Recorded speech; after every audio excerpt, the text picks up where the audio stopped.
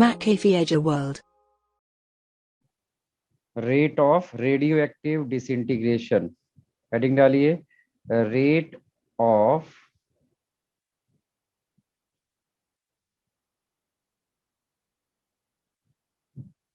Radio active disintegration,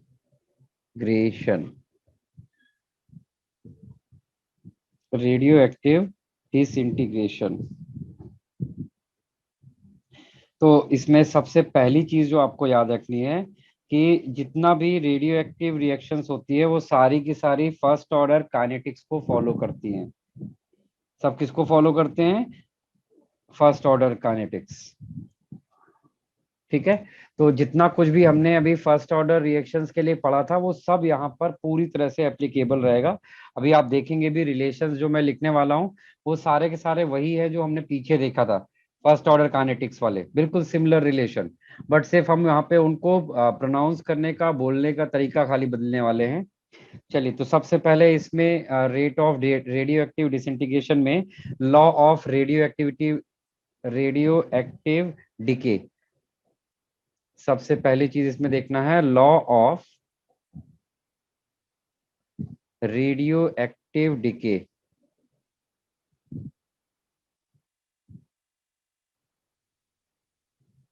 What is the law of radioactive decay? According to this law, the radioactive decay,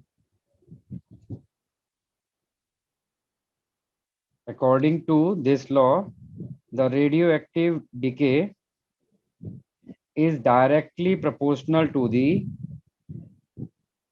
amount present. जो भी वहां पर amount है उसके वो डायरेक्टली प्रोपोर्शनल रहेगा। तो आप यहाँ पर लिख सकते हैं, इसको वर्ड्स में लिख लीजिए। According to this law, according to this law, according to this law, radioactive decay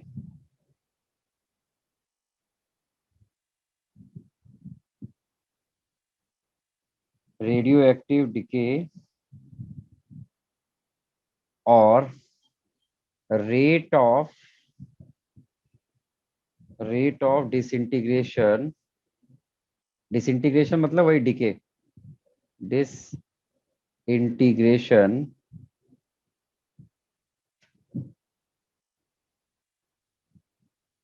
is directly proportional to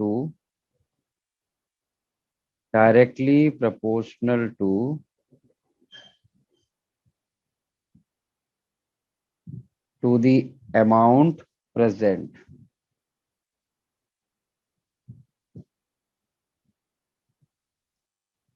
to the amount present।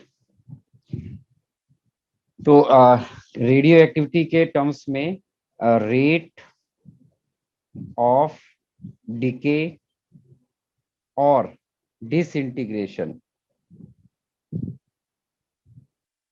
Rate of decay और डिसइंटीग्रेशन, इन दोनों को हम लोग बोल सकते हैं एक्टिविटी ऑफ रिएक्शन, एक्टिविटी। और इसके लिए हम लोग सिंबल क्या यूज करते हैं?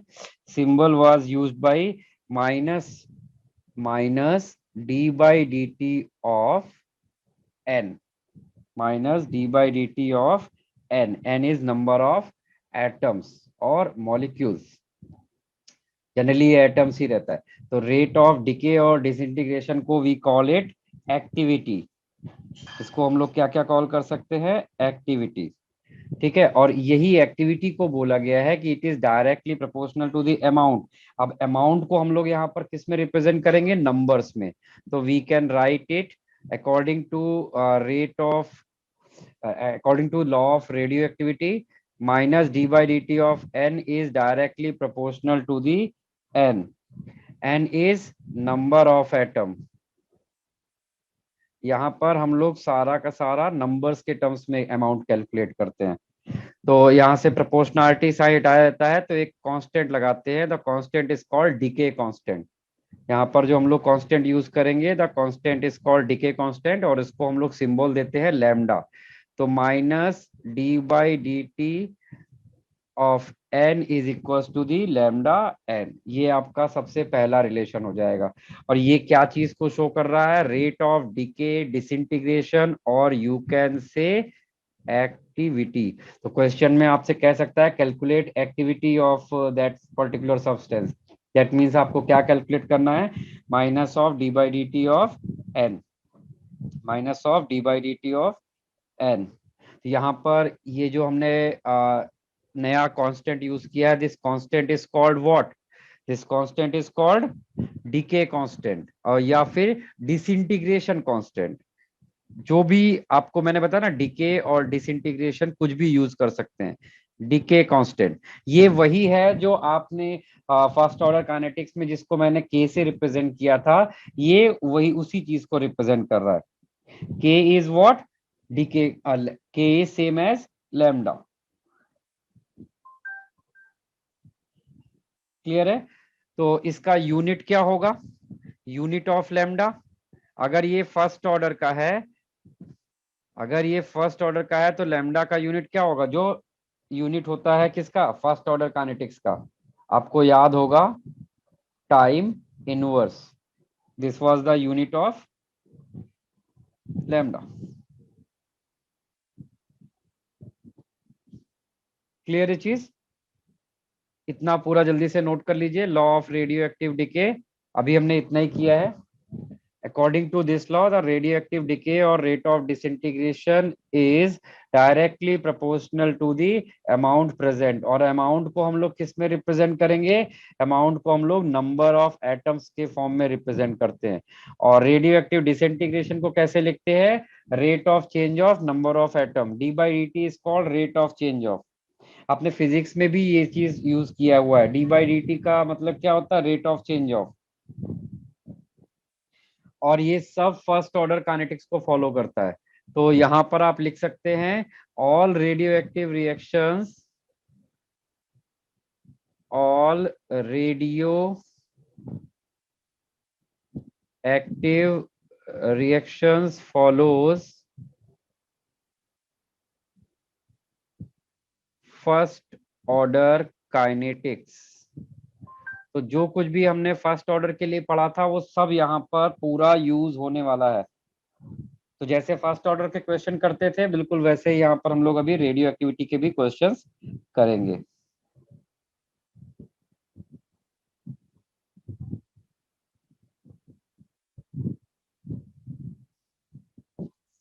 नोट कर लीजिए। अब आप चाहें तो इस रेडियो एक्टिव डिके जो एक्टिविटी है इसको आप फर्दर मॉडिफाई कर सकते हैं। अगर आप चाहें तो इसको आप फर्दर मॉडिफाई कर सकते हैं।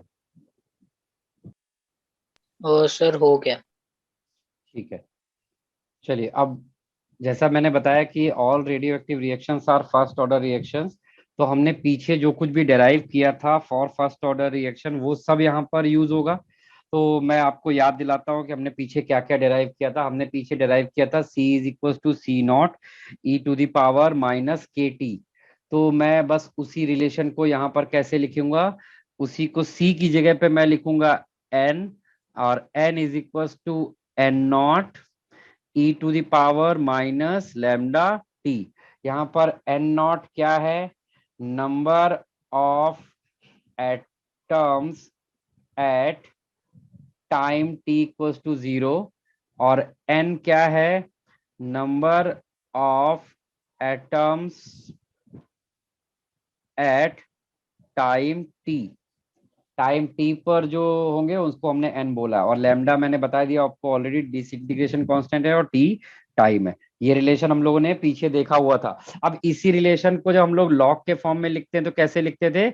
लॉग के फॉर्म में इसको ऐसे लिखते थे हम लोग, k is equal to 2.303 upon T log of C naught upon C. बस यहाँ पर सी नॉट की जगह पर आप क्या यूज करने वाले हैं? एन नॉट और एन। ठीक है, तो ये दोनों रिलेशन आप याद रखिए। इनको बिल्कुल वैसे ही आपको यूज करना है जैसा आपने फर्स्ट ऑर्डर काइनेटिक्स में यूज किया था। बस यहाँ पे हम लोग क्या यूज कर रहे हैं? नंबर ऑफ एटम्स को यूज कर रहे हैं इन प्लेस ऑफ कॉन्सेंट्रेशन।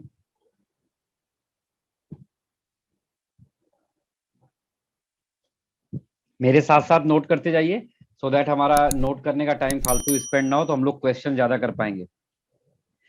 अच्छा, ये आप ऑलरेडी जानते हैं तो मैं इसकी बात नहीं करता। अब हमारे पास नेक्स्ट थिंग है हाफ लाइफ। ये भी बिल्कुल वैसे ही रहेगा जैसे वहां पर था, तो मैं डेराइव नहीं करने वाला। I am going to write directly, जो भी फॉर्मूला है वही मैं यहाँ पर डायरेक्ट लिख दूंगा। तो formula was what? Formula was half life is equals to 0.693 upon rate constant, decay constant, lambda. This was your half life. तो हाफ लाइफ की डेफिनेशन वही है, जितने समय में कोई भी सब्सटेंस अपने ओरिजिनल अमाउंट का हाफ रह जाता है, वो टाइम स्पैन हमारे लिए हाफ लाइफ होता है। उसी को मैंने यहाँ पर 1/2 T1/2 से रिप्रेजेंट किया हुआ है।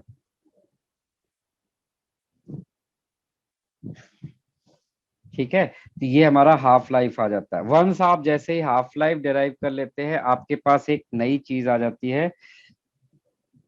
आप चलिए उससे पहले हाफ लाइफ के साथ में एक और चीज होती है कि उसको भी मैं यहाँ पे डिराइव कर देता हूँ। आपको मैंने एक फॉर्मूला बताया था रेडियो एक्टिविटी में, उसमें काइनेटिक्स में, बट उसको मैंने वहां पर यूज नहीं करवाया था। ठीक है, वो यहाँ पर काफी यूज होता है। वो formula was n/n0 is equal to half to the whole power n। तो सबसे पहले वो जानिए कि वो फॉर्मूला आया कहाँ था।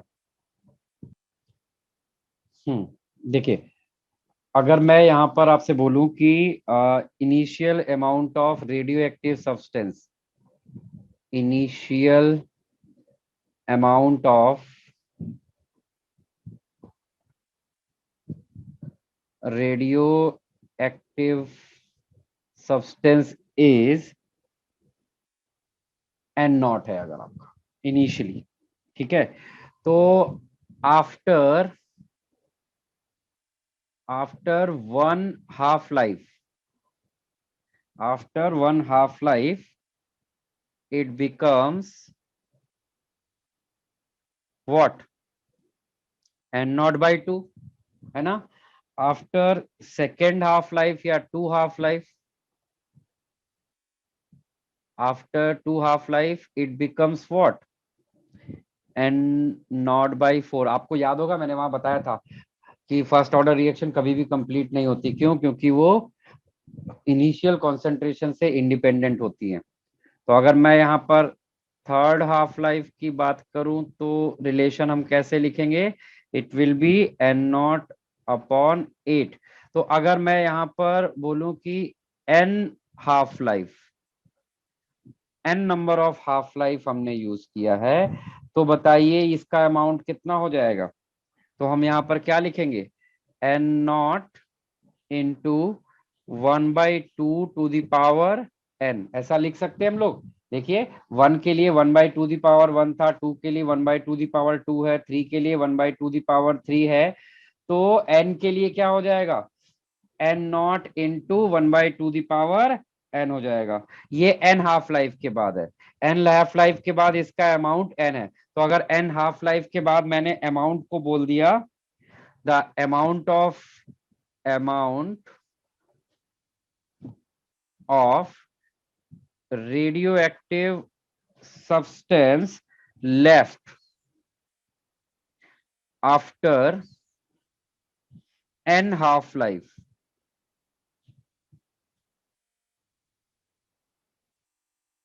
is capital N। इसको मैंने कैपिटल N बोला, तो कैपिटल N की वैल्यू क्या हो जाएगी? N is equal to n0 half to the power n, है ना? तो यहीं से मैंने वो रिलेशन आपको बताया था। इसी तरीके से वो वहां पर हमने डेराइव नहीं किया था, वहां पे हमने डायरेक्टली यूज किया था। तो आपको ये वाला रिलेशन भी बहुत यूज करने को आएगा। समटाइम आपको नंबर ऑफ हाफ लाइफ बता देगा, कितनी हाफ लाइफ यूज हुई है, और इनिशियल और फाइनल में से कोई एक अमाउंट कैलकुलेट करने को बोला जाता है। और इस हाफ लाइफ के लिए जो उसको टोटल टाइम लगा था, टोटल टाइम, उसको मैंने सिंबल दिया है कैपिटल टी। तो कैपिटल टी क्या होगा? Total time is equal to what? Total time is equal to n times 1/2, मतलब एक हाफ लाइफ को हमने n से यानी नंबर ऑफ हाफ लाइफ से मल्टीप्लाई कर दिया। तो एक रिलेशन आपको ये भी मिलता है जो आप first order radio active disintegration में यूज करने वाले हैं। तो ये समझ भी लीजिए, नोट कर लीजिए। समझ इसलिए लीजिए कि अगर एग्जाम में बाई चांस आप भूल जाएं तो आप इस चीज को रिकॉल कर सकते हैं। तो यहाँ पर कैपिटल टी क्या है? Total time involve in an number of half life.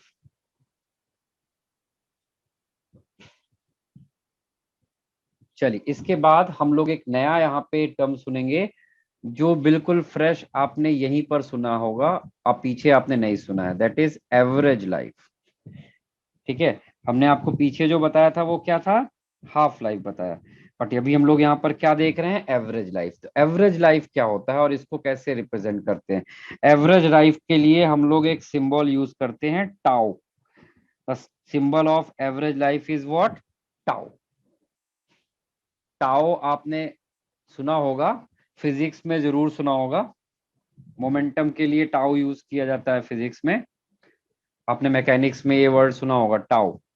वही सिंबल यहाँ पर यूज किया गया है, टाउ, एवरेज लाइफ के लिए। तो what is average life?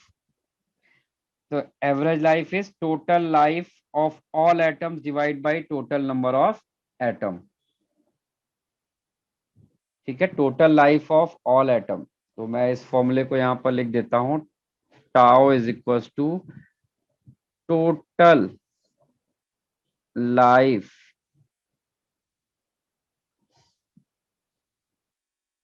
Of all atoms divide by total number of atoms.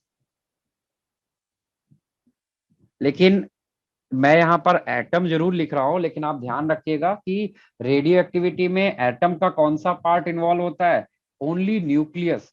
तो आप यहाँ पर ये भी लिख सकते थे, total life of all nucleus divide by total number of nucleus. ठीक है, तो अगर कहीं पर न्यूक्लियस लिखा है तो आप कंफ्यूज नहीं करिएगा अपने आप को।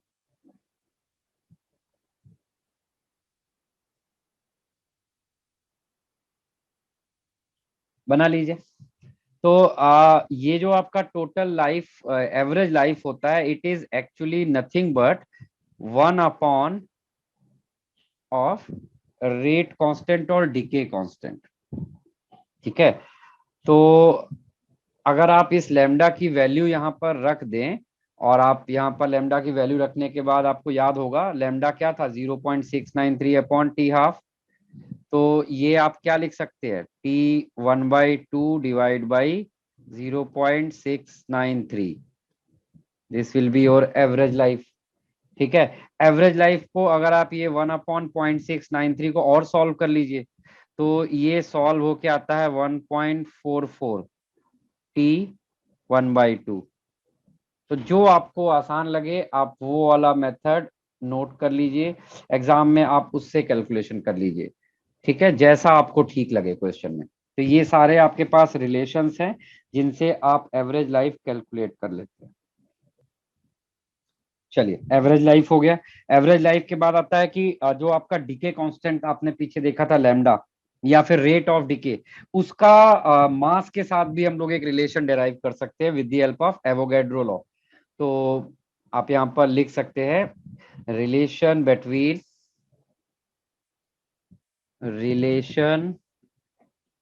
between what?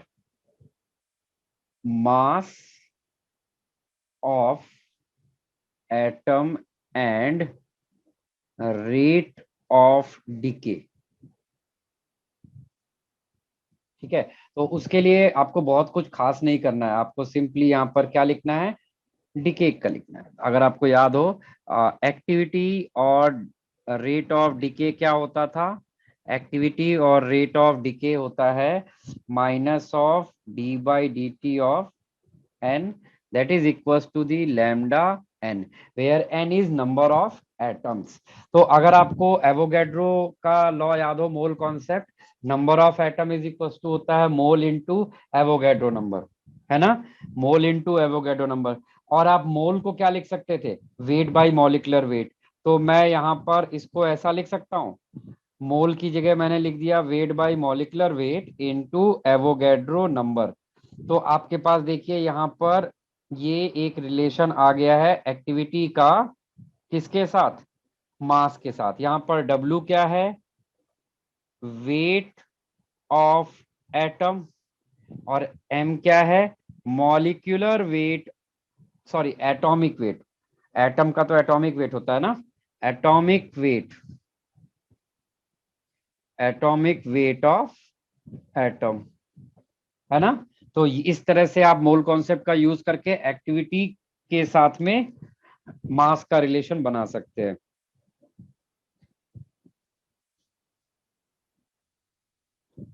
इसके साथ जैसे हम लोग एक्टिविटी कैलकुलेट करते हैं, बिल्कुल वैसे ही एक टर्म होता है specific activity.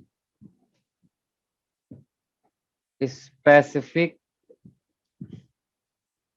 Activity, specific activity क्या होता है, specific activity is rate of decay पर ग्राम, रेट ऑफ डिके पर ग्राम, या आप उसको और सिंपल लिखें तो ऐसे लिख सकते हैं, एक्टिविटी पर ग्राम।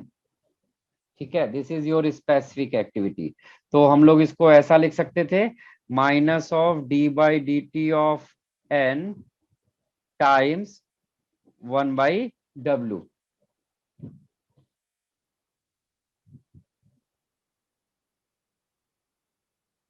Clear.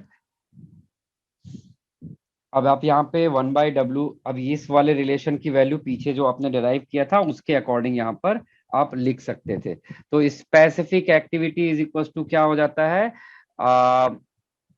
Lambda times, lambda times Avogadro number divide by molecular weight. आप चाहो तो इस लैम्डा की वैल्यू हाफ लाइफ के टर्म्स में भी रख सकते हैं, और इसको ओपन करके हाफ लाइफ के टर्म्स में बना दीजिए। तो 0.693 upon T half into Avogadro number divide by molecular wait, this is your specific activity.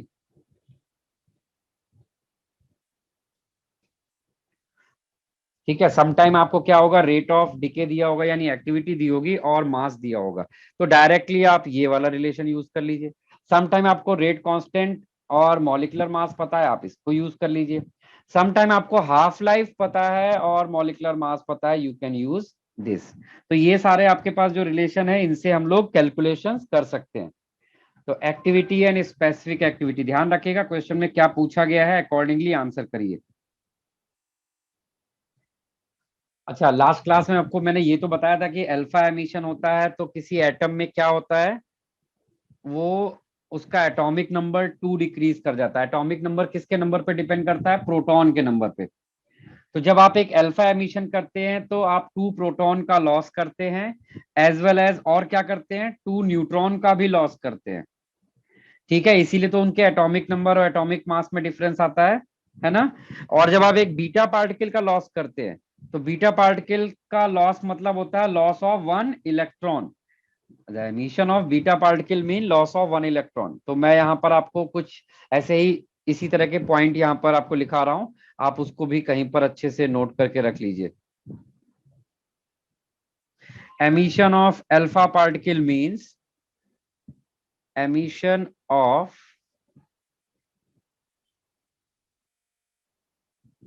Alpha particle means loss of 2 proton and 2 neutrons. अगर एक अल्फा पार्टिकल आपका एमिट होता है तो उससे क्या होता है, 2 प्रोटॉन और 2 न्यूट्रॉन का लॉस होता है। और एक अगर बीटा पार्टिकल एमिट होता है तो क्या होगा, emission of beta particle means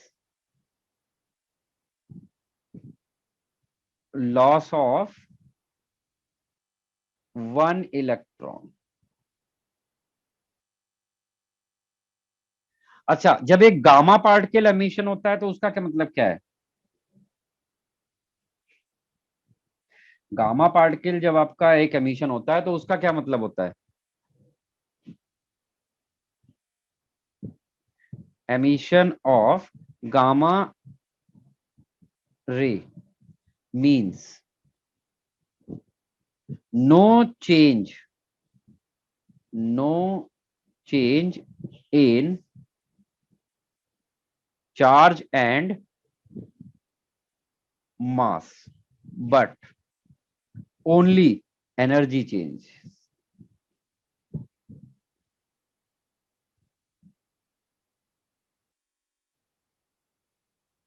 अच्छा, अगर मैं आपसे ये क्वेश्चन पूछूं कि ड्यूरिंग रेडियो एक्टिविटी अल्फा और बीटा पार्टिकल्स का एमिशन होता है, आपने पीछे पढ़ा हुआ था, उनके एमिशन को तो आप फटाफट जस्टिफाई कर लेते हैं, ठीक है। लेकिन जब एक गामा पार्टिकल का एमिशन होता है तो पहले तो ये पता होना चाहिए गामा पार्टिकल का एमिशन कोई रेडियो एक्टिव सब्सटेंस क्यों करता है, ठीक है, क्योंकि उससे वो एटम को तो चेंज ही नहीं कर रहा होता। अल्फा पार्टिकल का एमिशन आपको पता है क्यों हो रहा है, सो दैट वो अपना नंबर ऑफ प्रोटॉन और न्यूट्रॉन चेंज करे और वो न्यूक्लियर स्टेबल न्यूक्लियाई में कन्वर्ट हो सके। सेम यही लॉजिक आप बीटा पार्टिकल के लिए भी देते हैं। बट गामा पार्टिकल क्यों चेंज कर रहा है? जब गामा पार्टिकल से तो ना उसका एटॉमिक नंबर चेंज होगा, ना एटॉमिक मास चेंज होगा, ना प्रोटॉन चेंज होगा, ना न्यूट्रॉन चेंज होगा। जब किसी तरह का कोई चेंज ही नहीं होगा तो फिर एक radio active substance gamma particle का एमिशन करता क्यों है? बताएगा कोई? किसी के पास कोई कभी कहीं किसी ने पढ़ा हो, कभी सुना हो कुछ, किसी भी तरीके से आपके पास कोई भी इंफॉर्मेशन है, शेयर करिए।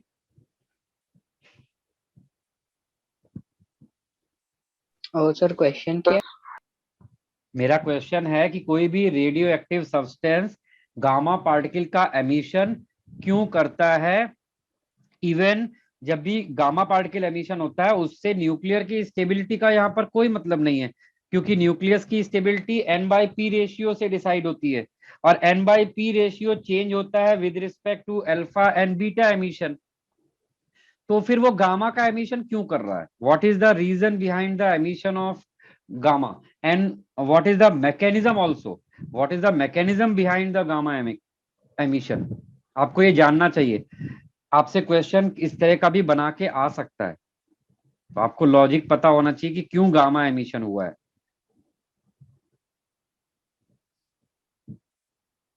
और सर ग्राउंड स्टेट लेवल पे जाने के लिए। हाँ बिल्कुल सही। जब भी कोई एटम रेडियो एक्टिव डिसइंटीग्रेशन करता है तो वो एटम क्या होता है? एक्साइट होता है। Excite all excited states are unstables. तो वो एक्साइट होके पहले हायर एनर्जी लेवल पे जाता है एटम अपने ग्राउंड स्टेट से निकल के, और वो ग्राउंड स्टेट से एक्साइटेड स्टेट में जाता है, लेकिन बाद में वो अनस्टेबल है ग्राउंड एक्साइटेड स्टेट, तो वापस वो ग्राउंड स्टेट में आता है। तो जब वो वापस ग्राउंड स्टेट में आता है तो उस वक्त वो जो उसके पास एक्सेस ऑफ एनर्जी थी न्यूक्लियस में, वो उस एनर्जी को रिलीज करता है, और वही एनर्जी एक्सेस एनर्जी जो उसके पास थी, वही एक्सेस एनर्जी हमें गामा एमिशन के फॉर्म में दिखाई पड़ती है। तो एटम एक्साइट होता है और फिर वापस डी एक्साइट होता है। तो during D excitation nucleus energy lose करता है, और वो जो एनर्जी लूज करता है वो एनर्जी हमें गामा एमिशन के फॉर्म में दिखाई पड़ती है। क्लियर है? सभी लोग अपने पास ये रीजन दिमाग में रखिएगा, आपसे क्वेश्चन इसका आ सकता है बनाकर। तो अगर क्वेश्चन आ जाए तो आपके पास उसका आंसर भी होना चाहिए।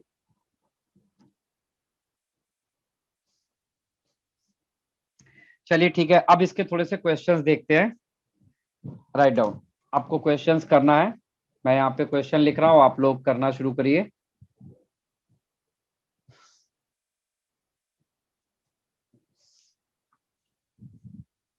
पहले बिल्कुल एकदम बेसिक क्वेश्चन देते हैं जो एनसीईआरटी का है question. Calculate half life for atom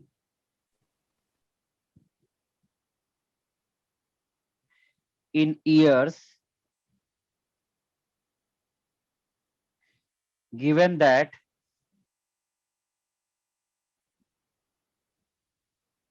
it emits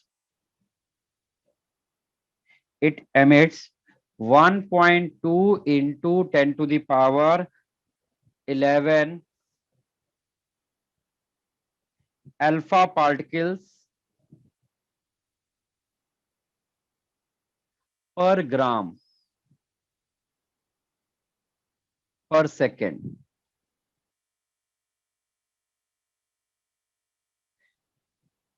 ये आपके सामने क्वेश्चन है, ये एनसीईआरटी का क्वेश्चन है, बिल्कुल बोर्ड लेवल क्वेश्चन है ये। आपको यहाँ पे हाफ लाइफ कैलकुलेट करनी है। एक सब्सटेंस है, एलिमेंट है एम, और वो एक सेकेंड में कितने अल्फा पार्टिकल और एक ग्राम से कितने अल्फा पार्टिकल एमिट करता है, ये आपको बता रहा है। चलिए इसको मैं करके दिखाता हूँ। सबसे पहले देखिए क्वेश्चन में आपको क्या दिया है, आपको वो समझना पड़ेगा लैंग्वेज से। आपको हाफ लाइफ कैलकुलेट करना, ये तो सबको समझ में आ रहा है। फिर आपको दिया हुआ है 1.2 इंटू 10⁻11 अल्फा पार्टिकल पर ग्राम आपके एमिट हो रहे हैं। ये क्या दिया है, ये दिया है आपको रेट ऑफ डिसइंटीग्रेशन पर ग्राम। रेट ऑफ डिसइंटीग्रेशन पर ग्राम, जिसको आपने पीछे क्या बोला हुआ था, रेट ऑफ डिसइंटीग्रेशन पर ग्राम, जिसको आप एक्टिविटी बोलते हैं। तो अगर मैं इससे रेट ऑफ डिसइंटीग्रेशन अगर इसको बोलूं, rate of decay, rate of decay है ये कितना है, 1.2 इंटू 10⁻11। यहां पर ये जो दिया हुआ है ये पर सेकंड दिया है, ये हमारे लिए क्या है, ये रेट ऑफ डिके हो गया है। अब रेट ऑफ डिके क्या होता था आपका, अगर आपको याद हो, रेट ऑफ डिके क्या होता था, रेट ऑफ डिके होता था लैम्डा इंटू एन के बराबर। याद आया आपको,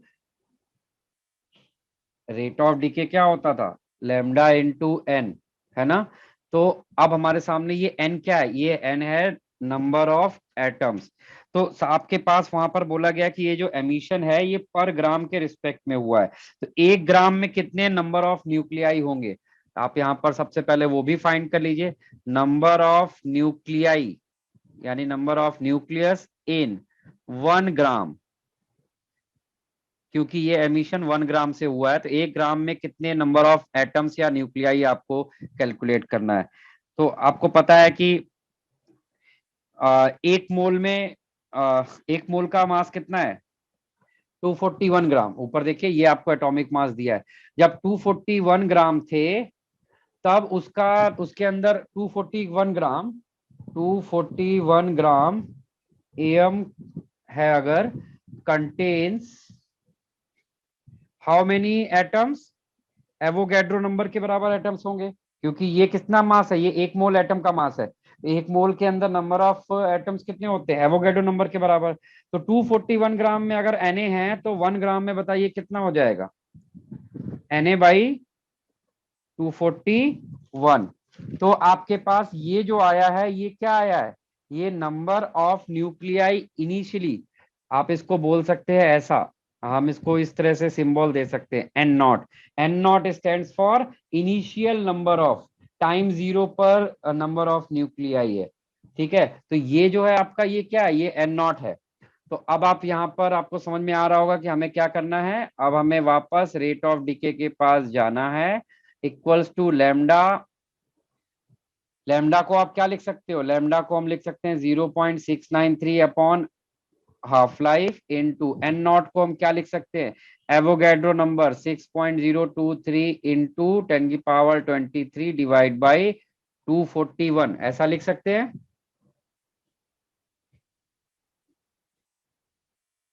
यस। ठीक है, ये मैंने आपको ऐसा इसलिए करके बताया है कि आपको फॉर्मूले कम याद करने पड़े। अब देखो यही चीज मैं आपको फॉर्मूले से दिखाता हूं। ये आपको देखिए क्या दिया हुआ है, ये आपको दिया गया है पर ग्राम पर सेकंड। अब जरा ऊपर जाते हैं, स्पेसिफिक एक्टिविटी को देखिए।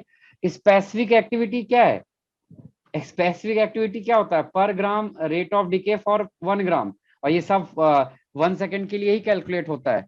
तो आपने स्पेसिफिक एक्टिविटी क्या होता था आपका, 0.693 upon T1/2 into Avogadro number divide by atomic weight. तो ये जो आपको दिया हुआ है value, this value is nothing but specific activity. तो आप यहां पर डायरेक्टली स्पेसिफिक एक्टिविटी का फॉर्मूला अप्लाई कर सकते थे। स्पेसिफिक एक्टिविटी क्या था, minus of d/dt of n into 1/, weight. तो ये जो पर ग्राम पर सेकेंड है, ये किस चीज की यूनिट है? स्पेसिफिक एक्टिविटी की। और ये आपको पीछे फॉर्मूले के फॉर्म में आपको ऑलरेडी बताया गया है कि it is equals to the what, Avogadro number divide by molic atomic weight. मैंने देखिए ये बिना इस फॉर्मूले को यूज किए आपके सामने ये रिलेशन बनाया है। तो चाहो तो आप ऐसे रिलेशन बनाइए, चाहे तो आप फॉर्मूले में वैल्यू रख दीजिए और इस पूरे को सॉल्व करिए। तो इस पूरे को सॉल्व करके हमें क्या फाइंड करना है? इस पूरे को सॉल्व करके we have to calculate half life. तो यहां से जब आप सॉल्व करोगे तो हाफ लाइफ आपका पहले वैल्यूज आएंगी सेकेंड में, क्योंकि आपने यहाँ पर ये सब पर सेकेंड कैलकुलेट किया है। यहाँ पर आपको ये वैल्यूज किस में आएंगी? सेकंड में आएंगी। तो इसको जब आप पूरा सॉल्व करते हैं तो इस सेकंड में होता है 1.4 इंटू 10⁻10 सेकेंड। अब इस सेकेंड को जब आप ईयर्स में बदलेंगे, क्योंकि आपसे आंसर ईयर्स में पूछा है, तो 86,400 से इसको डिवाइड करेंगे तो it will gives you 450 years.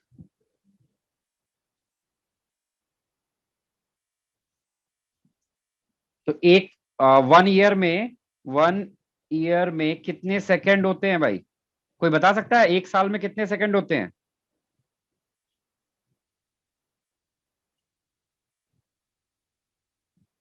आप इसको ऐसे लिख सकते थे, एक दिन में 24 घंटे होते हैं, 24 घंटे में 60 मिनट होते हैं, उसमें 60 सेकंड होते हैं, और टोटल साल में 365 डेज होते हैं।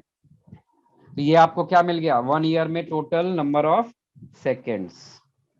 अब हमने इस वैल्यू से इसको डिवाइड किया तो हमें ये आंसर मिलेगा।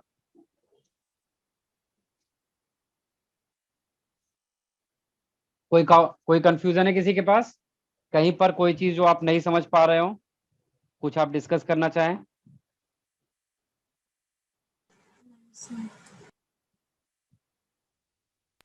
नहीं सर, क्लियर है। चलिए, अब एक दूसरे तरह का क्वेश्चन देखते हैं जिसमें हमें फॉसिल्स की लाइफ वगैरह कैलकुलेट करने को आता है। तो come to next question. The question is the activity of the hair of the activity of the hair of an Egyptian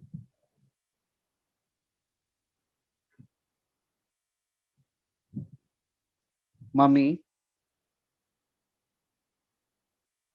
is 7 decay per minute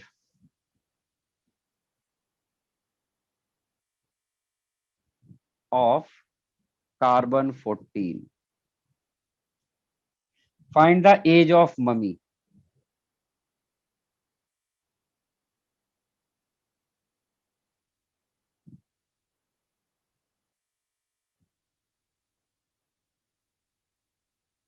Find the age of mummy. आपको given है half life of carbon 14. Carbon 14 is 5770 years. And disintegration rate of या decay rate of fresh sample of carbon 14 is 14 decay per minute.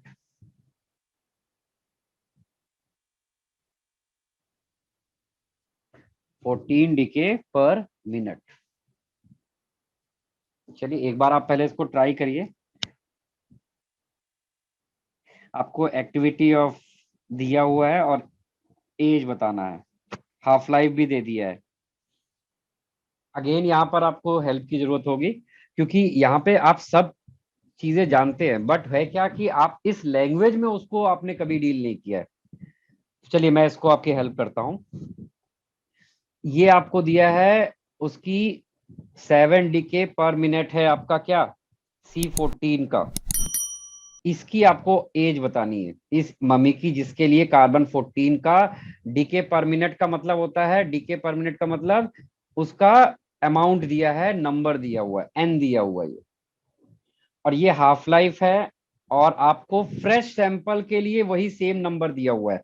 तो आपको यहाँ पर आप इसको ऐसे समझिए कि आपको दिया गया है, इनिशियल नंबर दिया गया है 14, और एन हाफ लाइफ के बाद फाइनल नंबर दिया गया है 7। समझा? तो आपको फॉर्मूला यहाँ पर यूज करना है, n is equal to N naught half to the power n। तो जरा n की जगह पर रखिए 7, एन नॉट की जगह पे हमने रखा 14, और half to the power n। तो ये आपको कितना आ जाएगा, यहाँ से n की वैल्यू कितनी आ जाएगी, n की वैल्यू बताइए कितनी आने वाली है, 1 आएगी। अब आपको टाइम बताना है कि टोटल उसका एज कितना था। तो total age was n time number of half life, यानी ये n क्या है, नंबर ऑफ हाफ लाइफ। हमने n अभी फाइंड किया था, और हाफ लाइफ हमारा कितना था, 5770 ईयर्स। तो age of mummy is how much, this much years. इस क्वेश्चन को समझ के आपको इस तरह से उसको अपने वेल नोन फॉर्म में लेके आना है। क्वेश्चन से आपको ये चीजें एक्स्ट्रा, इसको कार्बन डेटिंग बोलते हैं, इस कॉन्सेप्ट को कार्बन डेटिंग। जब भी हमें किसी फॉसिल की लाइफ बतानी होती है, तो हमें पता है कि हर फॉसिल में कार्बन 14 होता है, जो कि एक रेडियो एक्टिव सब्सटेंस है। ठीक है, और आप उस जिसका भी पता करना चाहते हैं, आपको अगर ये पता है कि जब वो फॉसिल पैदा हुआ था, यानी वो भी जो चीज थी उस वक्त, उसकी इनिशियली कार्बन 14 की क्या उसका डीके कांस्टेंट था, डीके वैल्यू था, और जो आपने अभी डेराइव किया है, अभी जस्ट आपने आपको फॉसिल दिया गया है, उसके अंदर कार्बन 14 का डीके वैल्यू निकाल लीजिए, वो आपके एन और एन नॉट वैल्यूज होंगे। ठीक है, उससे आपको ये पता चल जाएगा कि ये फॉसिल कितनी हाफ लाइफ देख चुका है, आपको नंबर ऑफ हाफ लाइफ मिल जाएंगी। फिर आप एक हाफ लाइफ से, कार्बन 14 की हाफ लाइफ हमें पता होती है, उसको नंबर ऑफ हाफ लाइफ से मल्टीप्लाई कर दीजिए, you will get the age of fossil. इसी तरह से आपको हमेशा फॉसिल्स की एज वगैरह फाइंड करने को बोला जाएगा। तो ये मैंने आपको दो तरह के क्वेश्चन दिखाया जो इस पे आ सकते हैं। तीसरे टाइप का जो क्वेश्चन आपको मैं दिखाऊंगा, वो बिल्कुल एग्जैक्टली वही है जो आपने फर्स्ट ऑर्डर के लिए किया था। चलिए एक बार मैं आपको बता भी देता हूँ कैसे किया जाता है उनको।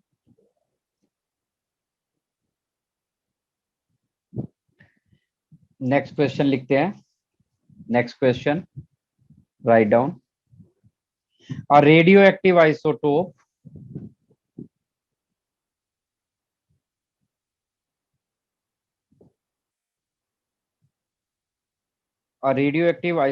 decays at which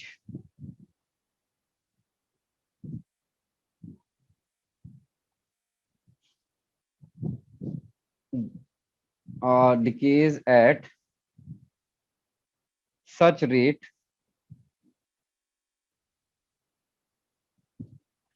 that after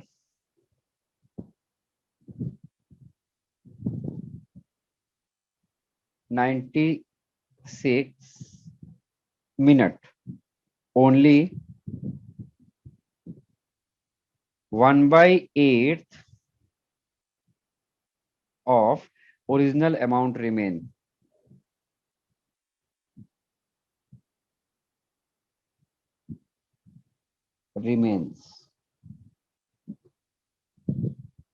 The value of half life, calculate half life। ठीक है, अब इस वाले क्वेश्चन को बिल्कुल जैसे हमने काइनेटिक्स किया था पीछे, उस तरह से थिंक करिए इसको। तो अगर आप यहाँ पे देखेंगे कि आपको एक रेडियो एक्टिव आइसोटोप दिया गया है, जो एक उसका रेट ऑफ डिके दे दिया गया है, कितना है, 96 मिनट, आफ्टर 96 मिनट, और 96 मिनट का जब टाइम ले रहा है, तो वो 1/8 ऑफ ओरिजिनल अमाउंट वहां पर रिमेनिंग बच रहा है।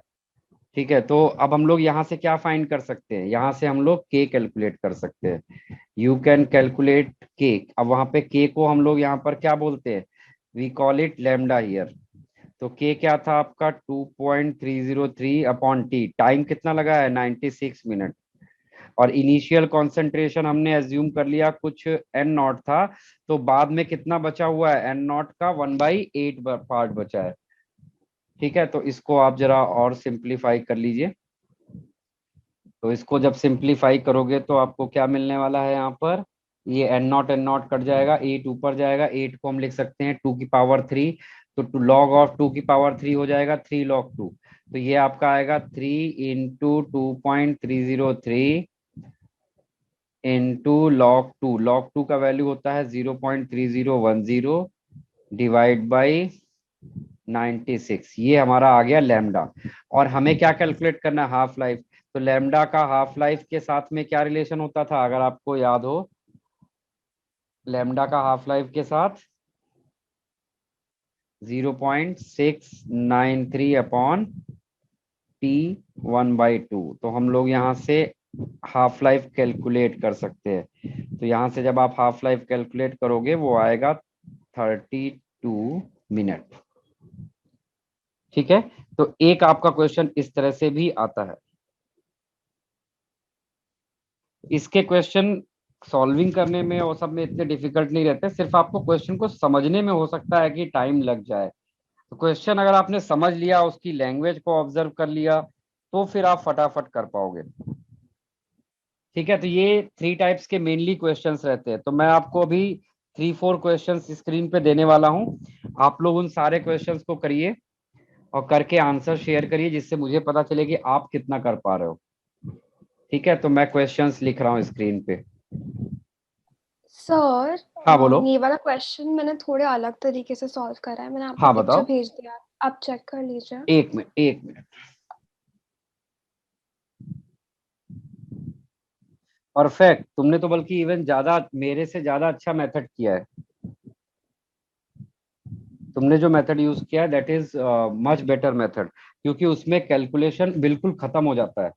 मैं एक्सप्लेन करता हूँ कि मैंने ये मेथड क्यों यूज किया है। क्योंकि मैं ये चाहता था कि आपको मैं काइनेटिक से कनेक्ट करवाना चाहता था, इसलिए मैंने ये मेथड आपको दिखाया। बाकी काव्या ने जो किया है वो भी बहुत अच्छा है, तो आप लोग उसको भी एक बार देखो। उसने क्या किया है, उसने ये वाला फॉर्मूला यूज किया है, that is actually much easier. n upon N naught is equal to half to the power n। तो n आपका इनिशियली आपको पता है कि n नॉट है, और यहाँ पर आपने इसको क्या रख दिया 1/8, तो ये यहाँ पर आपका 1/8 आएगा। 1/8 को हम लोग क्या लिख सकते हैं, 1/2 दी पावर 3। तो ये यहाँ से इस तरह से 1/2 दी पावर 1 n है। तो यहाँ से आपको क्या मिल गया, n इज इक्वल टू 3 मिल गया। आपको टोटल लाइफ उसकी ऑलरेडी दे रखी है, तो आपके पास फॉर्मूला होता है T(n)(T1/2)। टी आपके पास 96 है, 3 इंटू हाफ लाइफ कितना है आपके पास, आपको कैलकुलेट करना है हाफ लाइफ। तो you can calculate half life by this relation. और आप देख रहे होंगे कि ये काफी आसान है इससे कैलकुलेट करना, there is no calculation at all. Even इसमें तो आपको थोड़ा कैलकुलेशन दिख रहा होगा, ऑल्दो ये भी कैलकुलेशन नहीं है, क्योंकि ये जो वैल्यू लिखी है ना 2.303 इंटू दिस, ये 0.693 होता है। तो ये और ये डायरेक्टली कट गया और हाफ लाइफ आपको 32 आ जाता है। बट हो सकता है आपको ये याद ना रहे कि 0.693 क्या होता है। 0.693 इज 2.303 इंटू log 2 होता था। ठीक है, तो गुड, वेरी गुड। ये तो अच्छा है कि आपने इसको अच्छे से समझा इस मेथड को, और आपने इसको यूज किया। चलिए, अब मैं क्वेश्चंस आपको दे रहा हूं, तो आप लोग उसमें, अब आपके ऊपर है कि आप क्वेश्चन कैसे सॉल्व करते हो, it's whole up to you. मैंने आपको दोनों फॉर्मूले, दोनों रिलेशंस दिए हुए हैं। अब ये आपका अपना आईक्यू लेवल है कि आप कहां तक थिंक कर पाते हैं। चलिए क्वेश्चन देखते हैं। नेक्स्ट क्वेश्चन लिखिए, या नेक्स्ट पेज में लिखता हूं, क्योंकि ये पेज फिल हो जाएगा तो मुझे फिर वेट करना पड़ेगा आपके कॉपी करने का। क्वेश्चन आप मेरे साथ साथ पहले कॉपी कर लो, बाद में आप सॉल्विंग करो, क्योंकि फिर मैं, जिससे मैं क्वेश्चन आपको ज्यादा से ज्यादा दे पाऊं। First question, 80% of radioactive nuclei, मैं यहाँ पे शॉर्टकट्स यूज करूंगा सो दैट मुझे कम लिखना पड़े. Present in a sample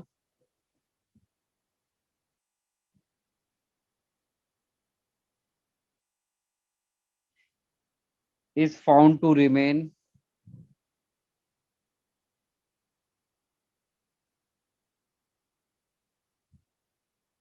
undecayed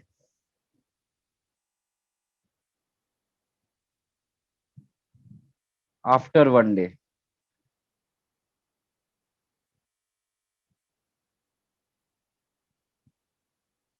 The percentage of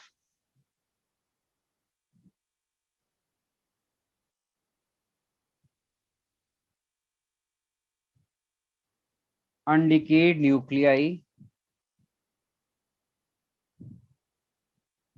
the percentage of undecayed nuclei left after 2 days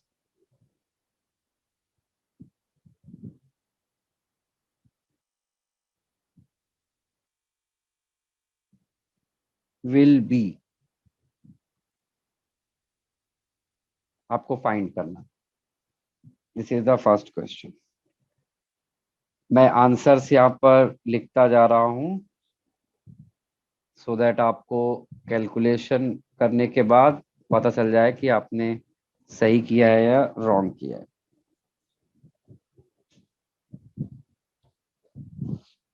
और इन क्वेश्चन से मैं कोशिश ये भी कर रहा हूँ कि आपको इस चीज की भी प्रैक्टिस कराई जा सके कि आप फॉर्मूलाज वगैरह अच्छे से आइडेंटिफाई कर पाए.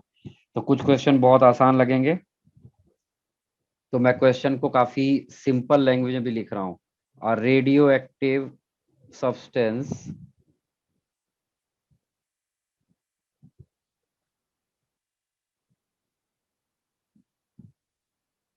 has half-life 5 days. After 20 days, after 20 days, it was found that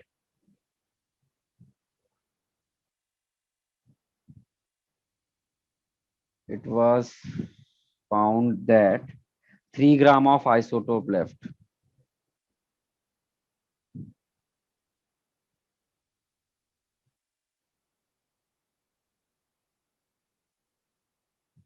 In container.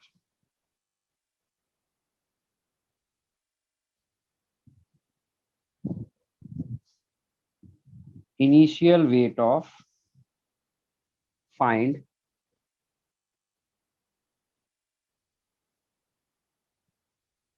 initial weight of isotope.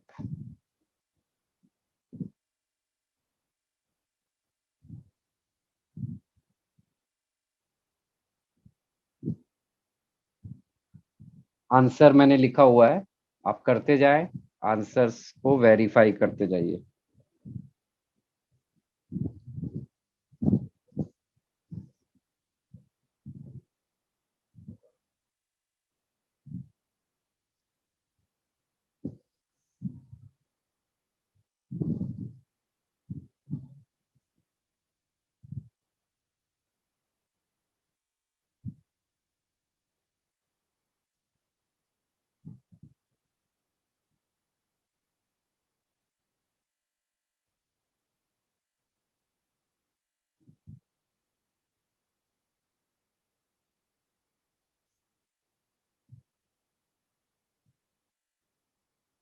The time taken to convert 10 gram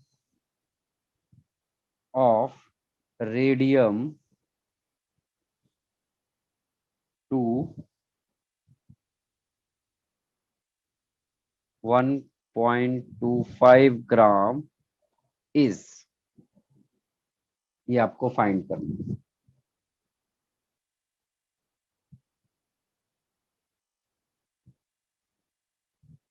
ये इसका आंसर है.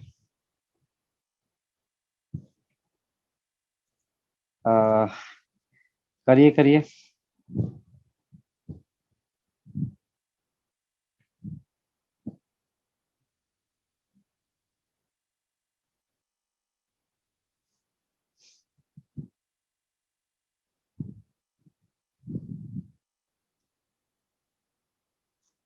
A chemist prepares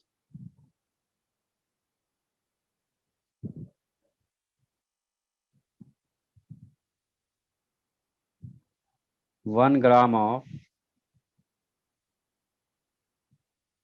pure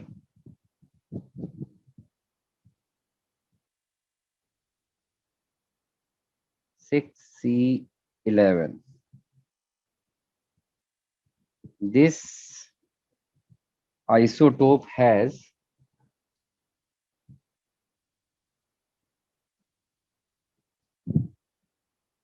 half-life of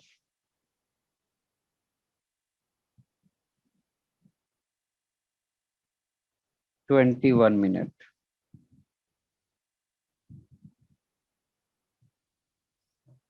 Decaying by the equation.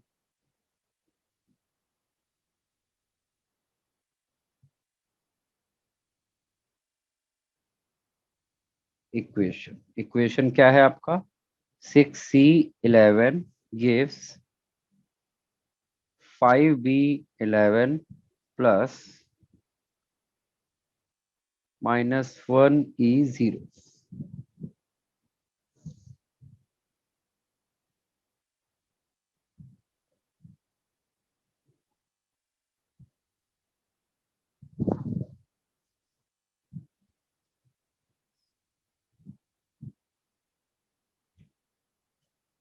आपको find करना है A part,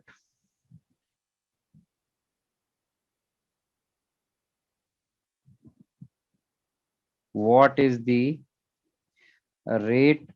अभी आप इसको solve करना मत शुरू करिए, मुझे एक छोटी सी चीज रह गई पीछे बताने के लिए, तो पहले मैं वो बताऊंगा, उसके बाद आप क्वेश्चंस करना शुरू करिएगा।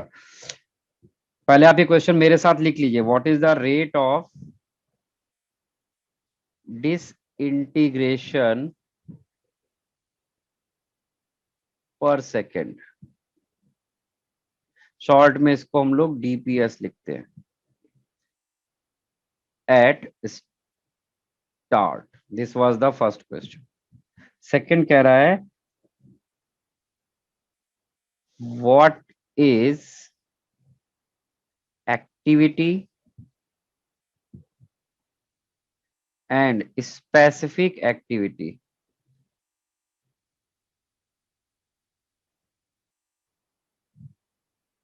of carbon 11 at start. How much of this isotope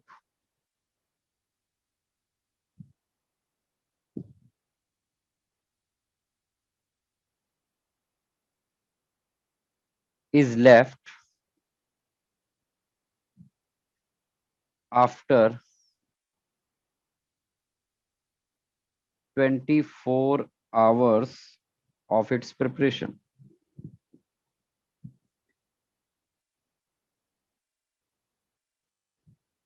चलिए इसको आप नोट कर लीजिए।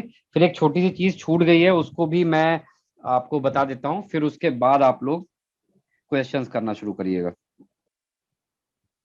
कॉपी हो गया क्वेश्चंस ये?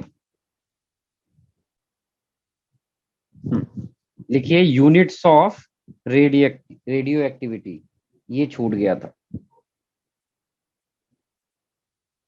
यूनिट्स ऑफ रेडियो एक्टिविटी,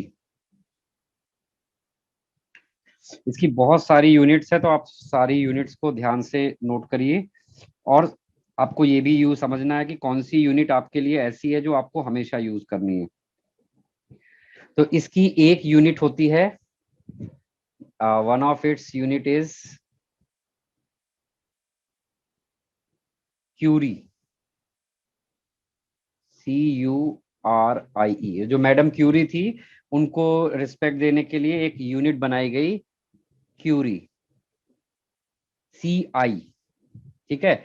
दूसरी यूनिट आपके पास जो होती है वो है डिसइंटीग्रेशन पर सेकेंड या फिर डीके पर सेकेंड।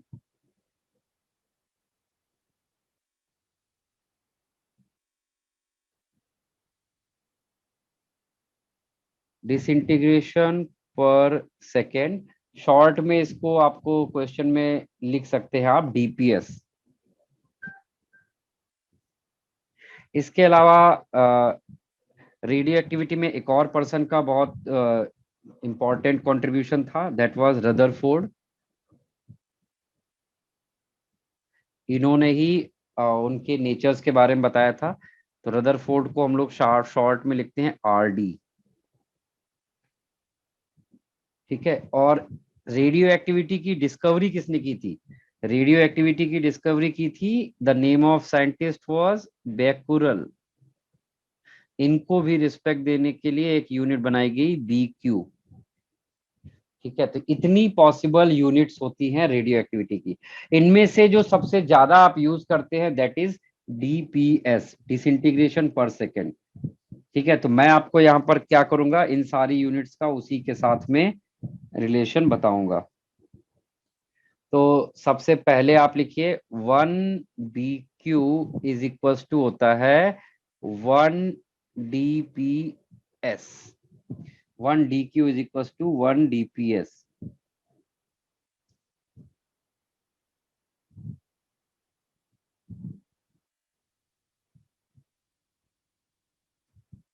फिर आता है 1 रदरफोर्ड इज इक्वल टू होता है 10⁶ DPS। ये नेक्स्ट यूनिट है।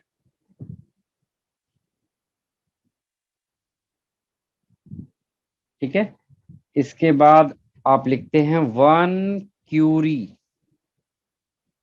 1 क्यूरी इज इक्वल टू होता है 3.7 इंटू 10⁻10 DPS।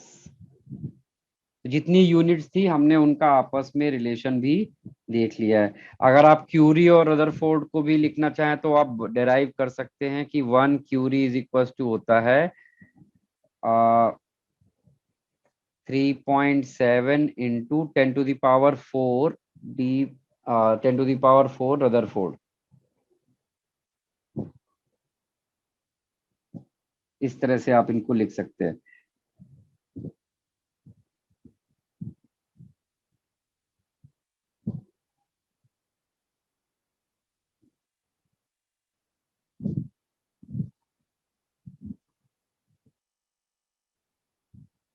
ये आप नोट कर लीजिए और ये आपको याद भी रखना। तो ये एक चीज रह गई थी पीछे बताने के लिए, तो इसीलिए इसको मैंने यहाँ पर इंक्लूड किया है।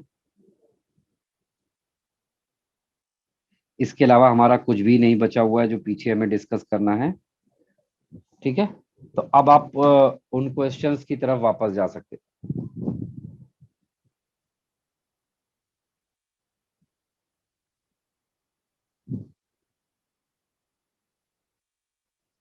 चलिए क्वेश्चन की तरफ चलते हैं। हमने आपको यहाँ पे टोटल 4 क्वेश्चन दिए हैं, करना शुरू कर दीजिए। लास्ट वाले का आंसर मैंने नहीं बताया, आंसर मैं अभी बता देता हूँ। लास्ट वाले पार्ट का आंसर आएगा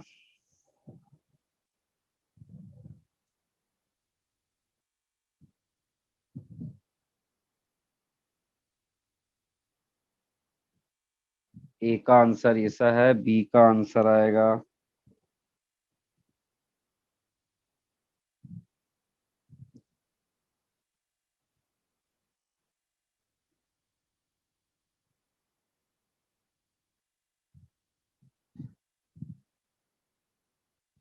क्यूरी एंड C का आंसर आएगा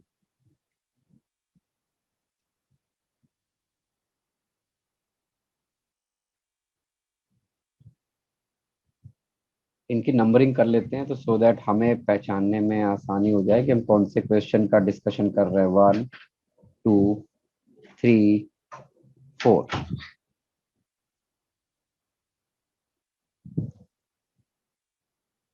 चलिए क्वेश्चन आप लोग करिए, तब तक मैं ये 5th क्वेश्चन भी और क्वेश्चन ढूंढता हूँ।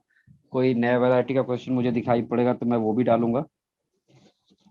रिपीटेड क्वेश्चन होगा तो मैं कोशिश करूंगा कि वो ना जाए आपके पास, क्योंकि एक ही तरह के क्वेश्चन आप कितनी बार करोगे।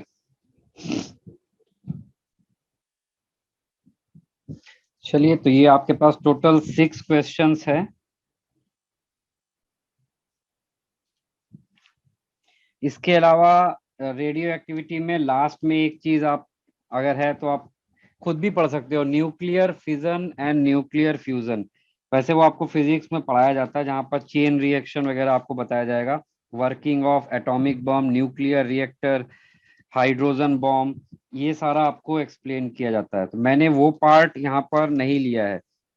Nuclear fission, nuclear fusion, working of nuclear reactor, ये सारी चीजें मैंने यहाँ पर एक्सक्लूड करके रखी हुई है। चलिए सॉल्व करिए ऑल दी 6 क्वेश्चंस। जिसका सॉल्व हो जाए वो मुझे आंसर कॉपी शेयर करे, सो दैट मैं ये जान पाऊँ कि आप कितना अपने आप कर पा रहे हो, आप क्या मेथड यूज कर रहे हो।